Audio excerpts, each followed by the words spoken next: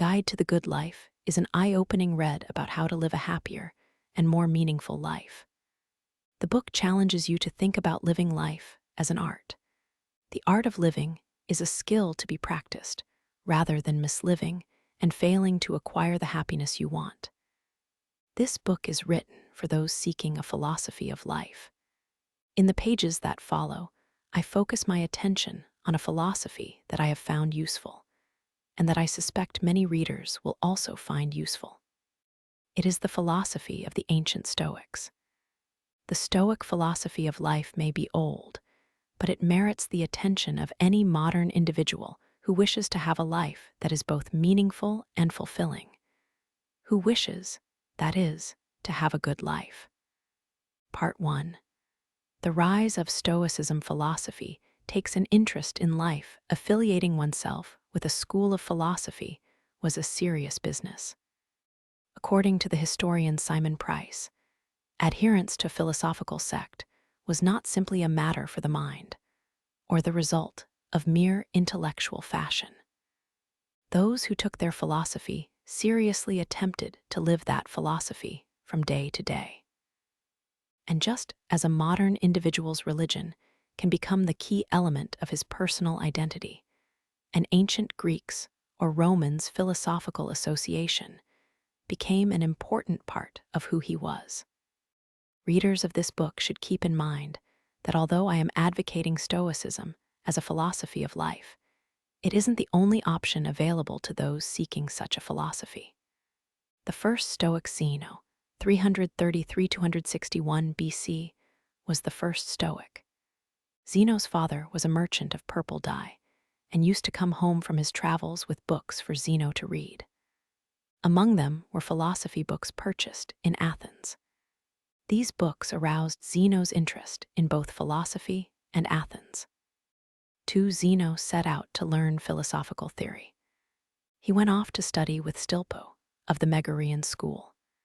He also studied with Polemo at the academy, and in around 300 BC, he started his own school of philosophy.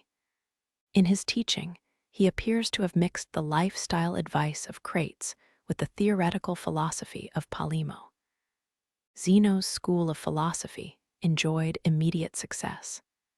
His followers were initially called Zenonians, but because he was in the habit of giving his lectures in the Stoa Poikile, they subsequently became known as the Stoics, as Roman Stoicism, the most important of the Roman Stoics, and the Stoics from whom, I think, modern individuals have the most to gain, were Seneca, Musonius Rufus, Epictetus, and Marcus Aurelius. Lucius Annius Seneca, also known as Seneca the Younger, was born sometime between 4 and 1 BC in Corduba, Spain. Although we have more of his philosophical writings than we have of any other Stoic, he wasn't the most prolific of the Stoics, nor was he particularly original. Nevertheless, his Stoic writings are quite wonderful. His essays and letters are full of insight into the human condition. In these writings, Seneca talks about the things that typically make people unhappy, such as grief, anger, old age, and social anxieties, and about what we can do to make our life not just tolerable, but joyful. Gaius Musonius Rufus, the least well-known of the 4 great Roman Stoics, was born in around 30 AD. Because of his family's standing, Musonius could have gone far in politics, but instead he started a school of philosophy. We know little about Musonius in part because he, like Socrates, didn't bother to write down his philosophical thoughts. Fortunately, Musonius had a pupil, Lucius, who took notes during lectures. In these notes, Lucius often begins by talking about what he, Musonius, said in response to some question. It therefore seems likely that the lectures Musonius gave in his school weren't monologues. Rather, he carried on a two-way Socratic conversation with his students. Epictetus, the most famous of Musonius's students, was born into slavery sometime between 50 and 60 AD. According to Epictetus, the primary concern of philosophy should be the art of living. Just as wood is the medium of the carpenter, and bronze is the medium of the sculptor, Your life is the medium on which you practice the art of living. 3. Begin each day by telling yourself, today I shall be meeting with interference, ingratitude, insolence, disloyalty, ill will, and selfishness, all of them due to the offender's ignorance of what is good or evil. These words were written not by a slave like Epictetus, whom we would naturally expect to encounter insolence and ill will. They were written by the person who was at the time the most powerful man in the world, Marcus Aurelius, Emperor of Rome. As Roman emperors go, Marcus was exceptionally good. For one thing, he exercised great restraint in his use of power. No emperor, we are told, showed more respect to the Senate than Marcus did. He took care not to waste public money. Part 2. Stoic Psychological Techniques, Negative Visualization. What's the worst that can happen? Any thoughtful person will periodically contemplate the bad things that can happen to him. The obvious reason for doing this is to prevent those things from happening. But no matter how hard we try to prevent bad things from happening to us, some will happen anyway. Seneca therefore points to a second reason for contemplating the bad things that can happen to us. If we think about these things, we will lessen their impact on us when, despite our efforts at prevention, they happen. We humans are unhappy in large part because we are insatiable. After working hard to get what we want, we routinely lose interest in the object of our desire. Rather than feeling satisfied, we feel a bit bored, and in response to this boredom, we go on to form new, even grander desires. One key to happiness, then, is to forestall the adaptation process. We need to take steps to prevent ourselves from taking for granted, once we get them, the things we worked so hard to get. And because we have probably failed to take such steps in the past, there are doubtless many things in our life to which we have adapted, things that we once dreamed of having, but that we now take for granted, including, perhaps, our spouse, our children, our house, our car, and our job. The Stoics recommended that we spend time imagining that we have lost the things we value, that our wife has left us, our car was stolen, or we lost our job. Doing this, the Stoics thought, will make us value our wife, our car, and our job far more than we otherwise would. This technique is, I think, the single most valuable technique in the Stoics' psychological toolkit. The dichotomy of control, on becoming invincible, our most important choice in life, according to Epictetus, is whether to concern ourselves with things external to us or things internal. Most people choose the former because they think harms and benefits come from outside themselves. According to Epictetus, he will look for all benefit and harm to come from himself. While most people seek to gain contentment by changing the world around them, Epictetus advises us to gain contentment by changing ourselves, more precisely, by changing our desires. Besides having complete control over our goals and values, Marcus points out that we have complete control over our character. We are, he says, the only ones who can stop ourselves from attaining goodness and integrity. We have it entirely within our power, for example, to prevent viciousness and cupidity from finding a home in our soul. It is obviously foolish for us to spend time and energy concerning ourselves with things outside of our control. Because we have no control at all over the things in question, any time and energy we spend will have no effect on the outcome of events, and will therefore be wasted time and energy. And, as Marcus observes, nothing is worth doing pointlessly. Remember that among the things over which we have complete control are the goals we set for ourselves. I think that when a Stoic concerns himself with things over which he has some, but not complete control, such as winning a tennis match, he will be very careful about the goals he sets for himself. In particular, he will be careful to set internal rather than external goals. Thus, his goal in playing tennis will not be to win a match, something external, over which he has only partial control, but to play to the best of his ability in the match, something internal, over which he has complete control. By choosing this goal, He will spare himself frustration or disappointment should he lose the match. Since it was not his goal to win the match, he will not have failed to attain his goal, as long as he played his best. His tranquility will not be disrupted. Fatalism, letting go of the past, and the present. One way to preserve our tranquility, the Stoics thought, is to take a fatalistic attitude toward the things that happen to us. According to Seneca, we should offer ourselves to fate, inasmuch as it is a great consolation that it is together with the five universe we are swept along. One might expect the ancient Romans to refuse to participate in life's contests. Why bother when the future has already been determined? What is interesting is that despite their determinism, despite their belief that whatever happened had to happen, the ancients were not fatalistic about the future. The Stoics, for example, did not sit around apathetically, resigned to whatever the future held in store. To the contrary, they spent their days working to affect the outcome of future events. When the Stoics advocate fatalism, they are advocating a restricted form of the doctrine. More precisely, they are advising us to be fatalistic with respect to the past, to keep firmly in mind that the past cannot be changed. In saying that we shouldn't dwell on the past, the Stoics are not suggesting that we should never think about it.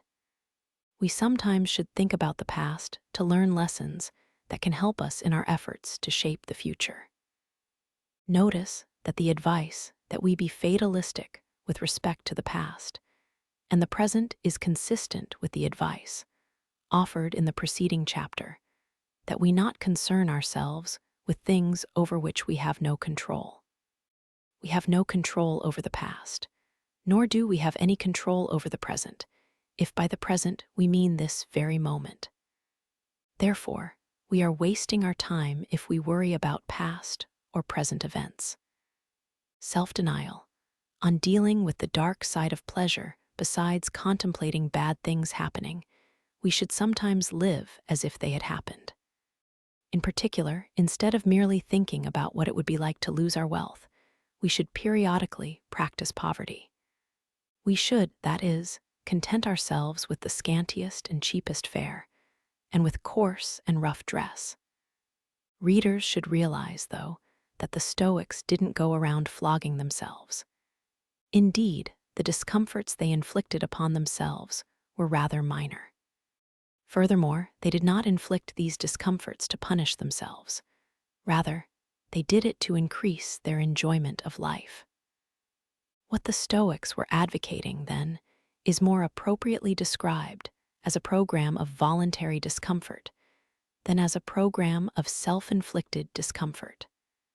A person who periodically experiences minor discomforts will grow confident that he can withstand major discomforts as well. So the prospect of experiencing such discomforts at some future time will not, at present, be a source of anxiety for him. 6. Another benefit of undertaking acts of voluntary discomfort is that it helps us appreciate what we already have. It is, of course, nice to be in a warm room when it is cold and blustery outside. But if we really want to enjoy that warmth and sense of shelter, we should go outside in the cold for a while and then come back in. Besides periodically engaging in acts of voluntary discomfort, we should, say the Stoics, periodically forego opportunities to experience pleasure. We might, for example, make a point of passing up an opportunity to drink wine, not because we fear becoming an alcoholic, but so we can learn self-control. For the Stoics, and indeed, for anyone attempting to practice a philosophy of life, self-control will be an important trait to acquire. Meditation, watching ourselves practice Stoicism to help us advance our practice of Stoicism. Seneca advises that we periodically meditate on the events of daily living, how we responded to these events, and how, in accordance with Stoic principles, we should have responded to them. He attributes this technique to his teacher Sextius, who, at bedtime, would ask himself, "What ailment of yours have you cured today? What failing have you resisted? Or can you show improvement? Something else we can do during our Stoic meditations is judge our progress as Stoics. There are several indicators by which we can measure this progress. For one thing, as Stoicism takes hold of us, we will notice that our relations with other people have changed. We will discover, says Epictetus, that our feelings aren't hurt when others tell us that we know nothing, or that we are mindless fools about things external to us. We will shrug off their insults and slights. We will also shrug off any praise they might direct our way. Indeed, Epictetus thinks the admiration of other people is a negative barometer of our progress as Stoics. If people think you amount to something, distrust yourself. Other signs of progress, says Epictetus, are the following.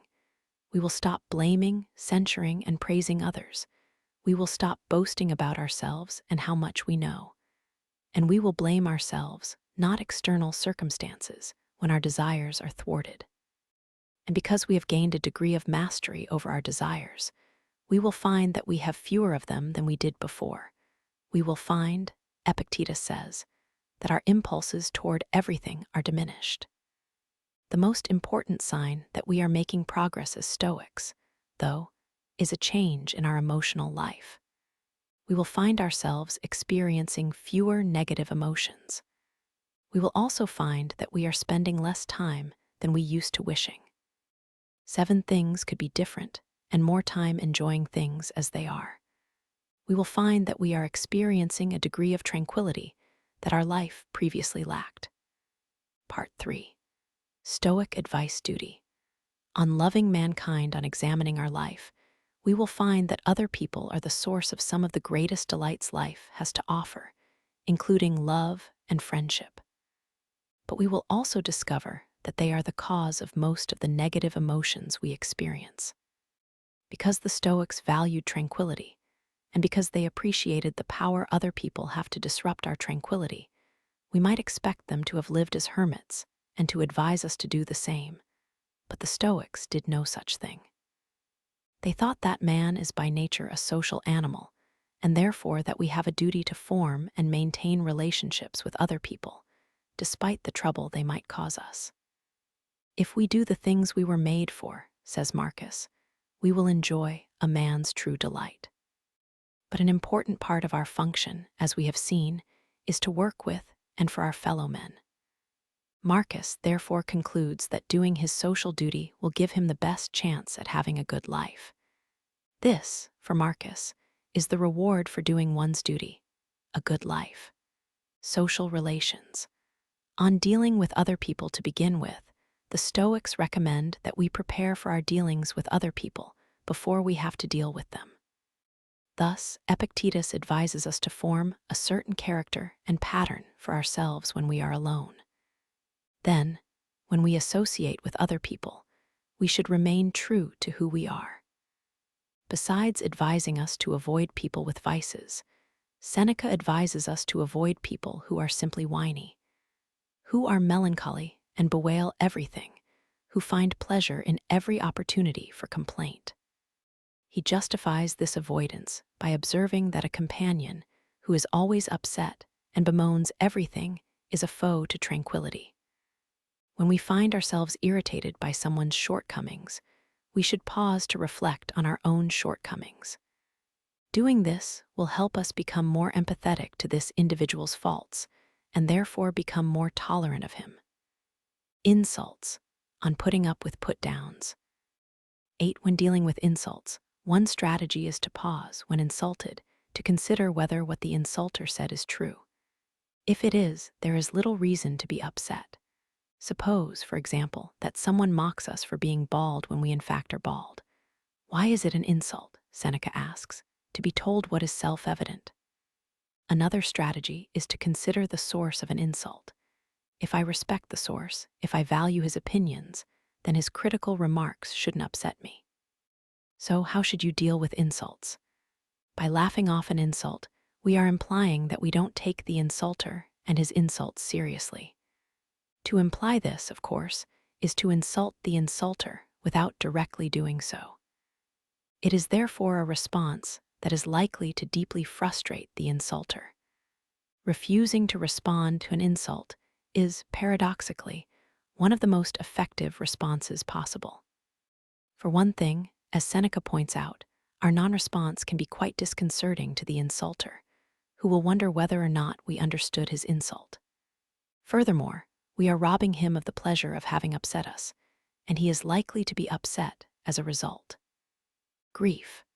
On vanquishing tears with reason, although it might not be possible to eliminate grief from our life, it is possible, Seneca thinks, to take steps to minimize the amount of grief we experience over the course of a lifetime. The Stoics' primary grief prevention strategy was to engage in negative visualization. By contemplating the deaths of those we love, we will remove some of the shock we experience if they die. We will, in a sense, have seen it coming. In normal, prospective negative visualization, we imagine losing something we currently possess. In retrospective negative visualization, we imagine never having had something that we have lost. By engaging in retrospective negative visualization, Seneca thinks, we can replace our feelings of regret at having lost something with feelings of thanks for once having had it. Anger. On overcoming anti-joy, Seneca offers lots of specific advice on how to prevent anger. We should, he says, fight our tendency to believe the worst about others and our tendency to jump to conclusions about their motivations.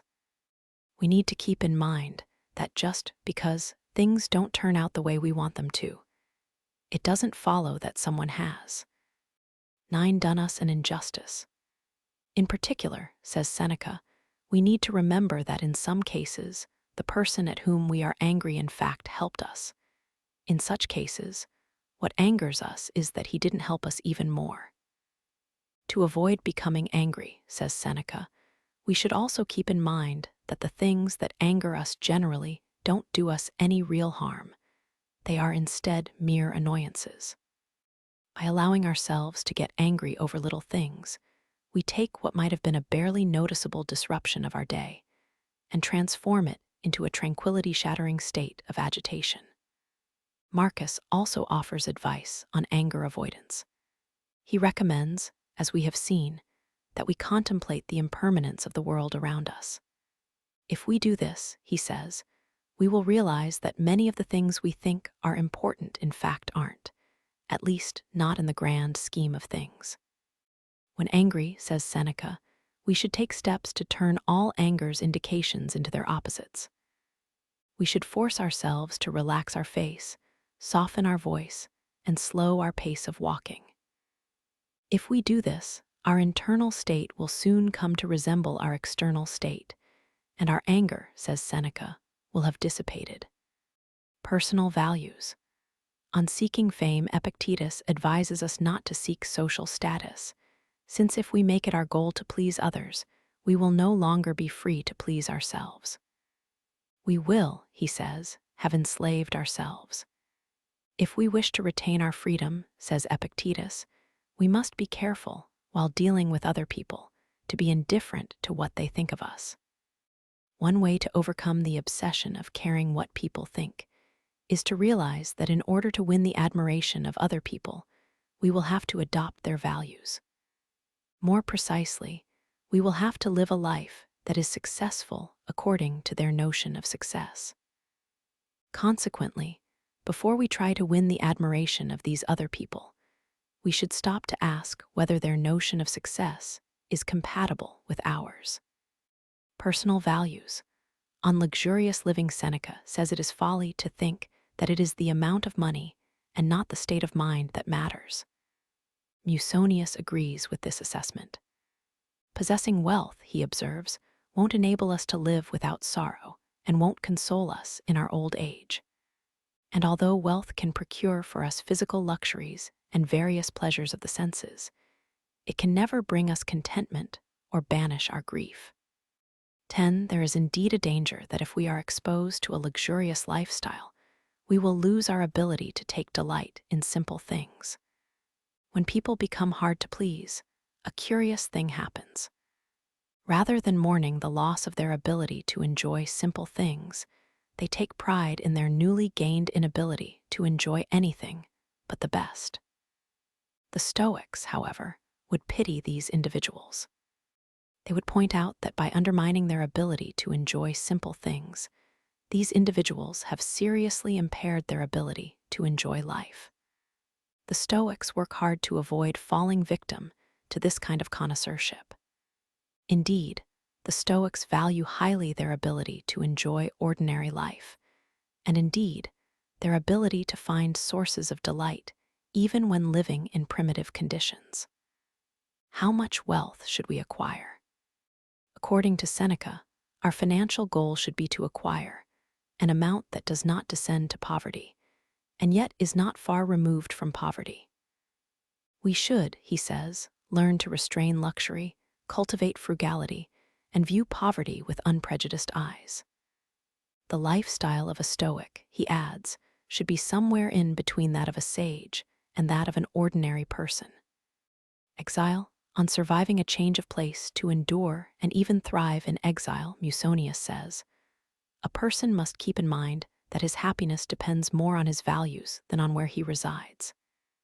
Even though readers of this book are unlikely to be exiled by their government, they run a considerable risk, if current social trends continue, of being exiled by their children, exiled, that is, to a nursing home. It is a transition that, if they let it, can severely disrupt their tranquility.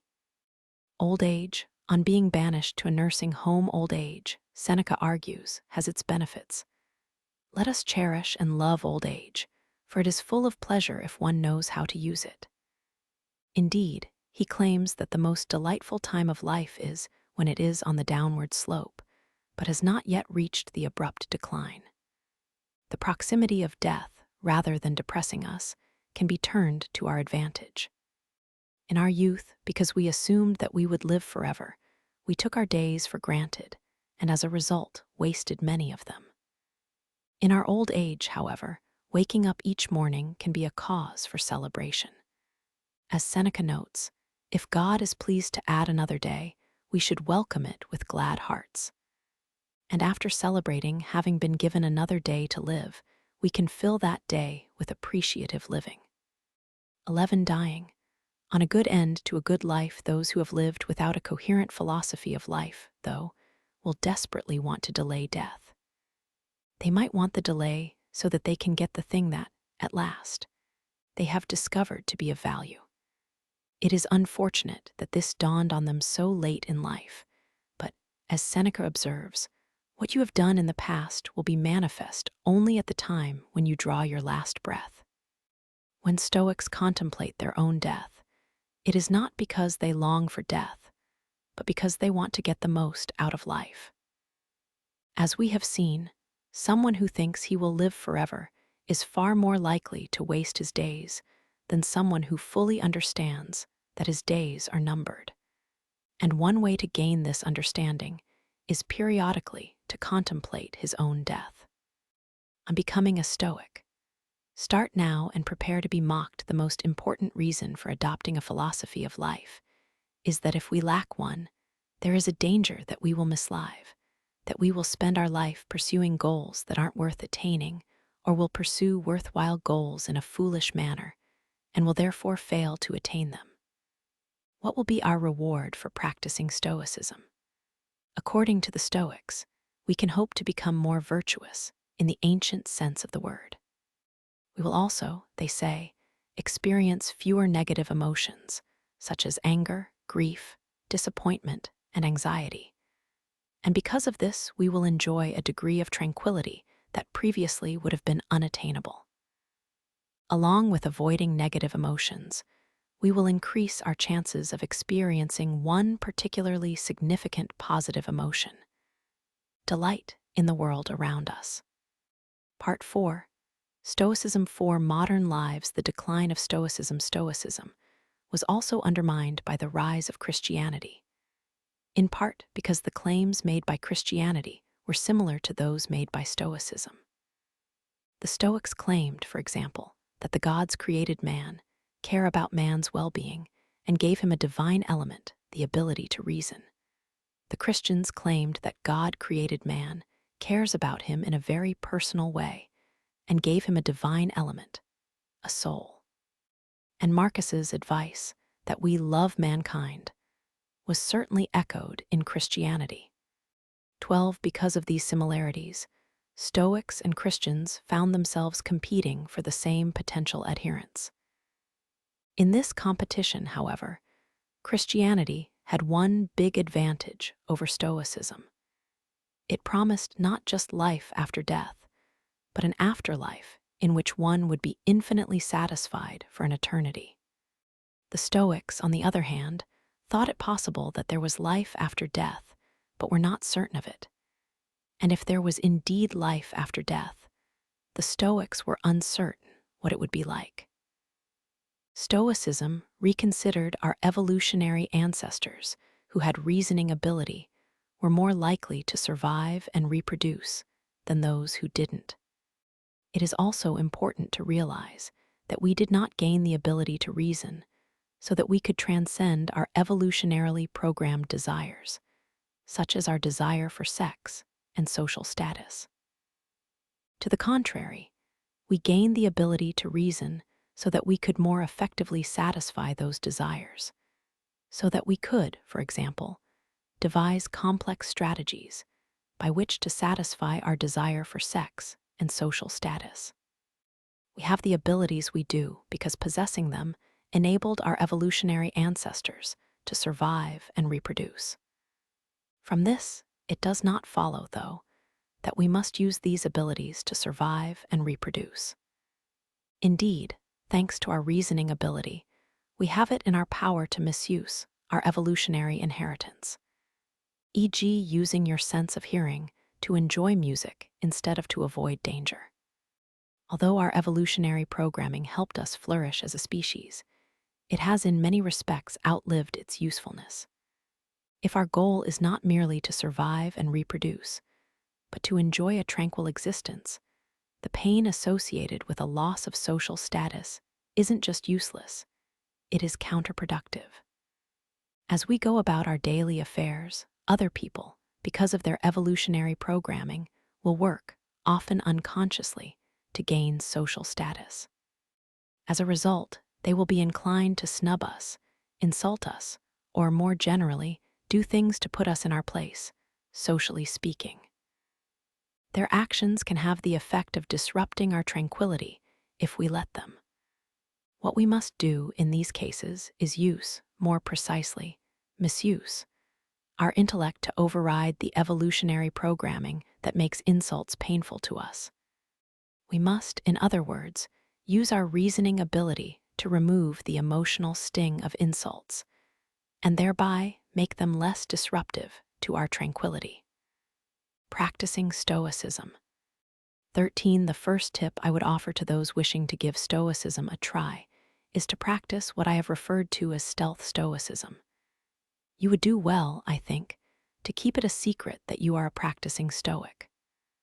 By practicing Stoicism stealthily, you can gain its benefits while avoiding one significant cost: the teasing and outright mockery of your friends, relatives, neighbors, and coworkers. My next piece of advice is not to try to master all the Stoic techniques at once, but to start with one technique, and having become proficient in it, go on to another. Practicing Stoicism doesn't take much effort. Indeed, it takes far less effort than the effort one is likely to waste in the absence of a philosophy of life. One can practice Stoicism without anyone, being any the wiser, and one can practice it for a time and then abandon it and be no worse off for the attempt. There is, in other words, little to lose by giving Stoicism a try as one's philosophy of life, and there is potentially much to gain.